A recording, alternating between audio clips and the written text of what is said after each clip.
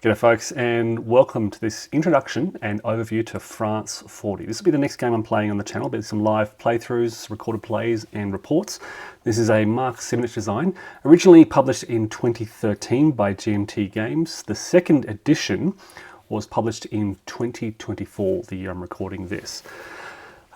Now, one of the distinguishing features of this game is it actually features two scenarios. It's almost two games in one, really. It features Sickle Cut, which is this southern map, and covers the German breakthrough of French lines and their attempt to drive to the sea through the Ardennes.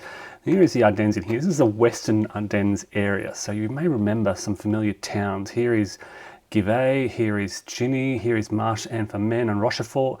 You've got Namur up here, and then and Huy.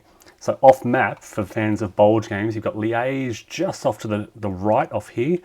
Bastogne is off to the right down here. So familiar territory. This is the Meuse River running along here. So the Germans crack through here and they try to race across this open terrain to the sea to encircle all these sort of French, Belgian, British forces in the north. That's one game. That's one map, one scenario. There's also a northern map which covers Dynamo, the German attempt to encircle these Allied forces around Dunkirk, around here, and the British attempt to withdraw their forces. And here is the map in its whole. So two quite different scenarios, two maps. But what I'll be doing is a combined map, which brings the two together. Now this is available in the France 40 second edition playbook, and it's going to be interesting because I haven't done this yet. I haven't played this one before. It starts effectively with Sickle Cut, that breakthrough, and it almost combines the rules from these two scenarios. I'm very intrigued to see how the attempt to merge these scenarios can replicate the situation around Dunkirk. I don't know. I'm very curious. Will we see all these Allied forces trapped up in the north? Or will we see some change in behaviour as perhaps British forces seek to avoid that? So it uses the standard rules of play, which you can see up in the top left, but there are quite a series of unique rules for this combined scenario. It runs, in fact, here we go, we start on the Sickle Cut turn track, and there are some special rules to link the two together. There's a lot of rules for units being fixed and releasing at a certain time and stuff like that. For those who haven't played France 40, it's probably closest to Stalingrad 42 in terms of rules. You got your sticky zones of control.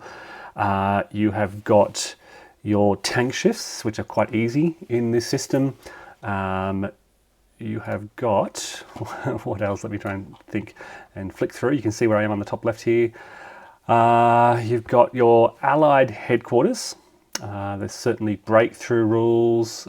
Stacking is probably the most unusual stacking system. You've got 7 stacking points. You do have stacking points in your counters, but there are exceptions when you have a division stacked together. So normally your regiments, brigades and remnants cost 2 stacking points, but when you have a whole division together, they have a maximum of 3. So normally that would be 6, but because they're all from the same division, it's counted as 3. So you may have some quite large stacks of German divisions in particular. Nothing unusual about the Zockbond rules. It's fairly standard, the same as Stalingrad 42.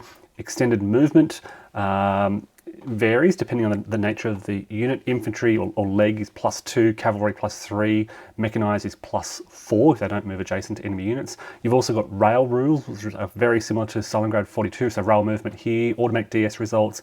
Combat is fairly standard. You do have the same minimum max factors as you have in Stalingrad 42, so a maximum of 40 attack factors on attack, 20 on defense.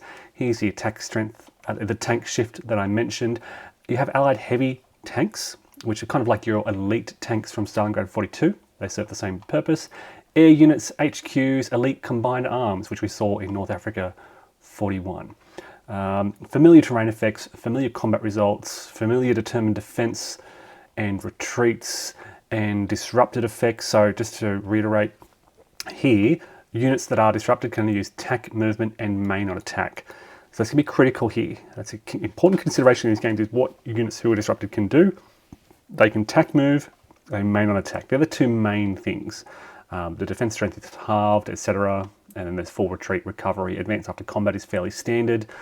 Breakthrough combat is fairly standard. Fortifications will play a role. We have French fortress interests here, the Allied headquarters, which can provide that favourable shift. Supply and attrition. So units that are out of supply can only use tack movement. They can still attack, but their strength is halved. We have reinforcements coming on, and then we get to the scenarios. So that's France 40. It is a good transition from Stalingrad 42, even from North Africa 41. But I'd say it's probably closest in the system to Stalingrad 42.